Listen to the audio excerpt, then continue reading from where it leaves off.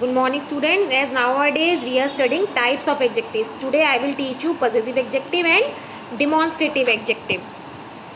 So first we should know what is possessive adjectives. Adjectives that indicate possessions and it always comes before nouns. As in pronoun we already studied the person, the cases and we so far we know it, we name it as a possessive pronouns, but actually that is possessive adjectives.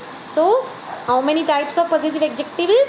My in plural, are in second person, your in plural, your third person, his, her, its, and in plural their. So far we know it, these table as a possessive case, as a possessive pronoun, but actually that is not possessive pronouns, that is possessive adjectives. Students, don't get confused between pronoun and possessive adjectives. I, you, he, she, that is all are pronouns, subjective case pronoun, and the difference means that it always takes verb after that, and in possessive adjective it always take noun after that. So that is a main difference between subjective pronoun and possessive adjectives. So let's see some examples. What is possessive? If I say I have got a cat, it is my cat. So I is a subjective case pronoun and my is a possessive adjective. And another example, she has got a car, it is her car. So she is pronoun and her is possessive adjective. Next is demonstrative adjectives. Example of this, that, these, those. As we know, these are also demonstrative pronoun.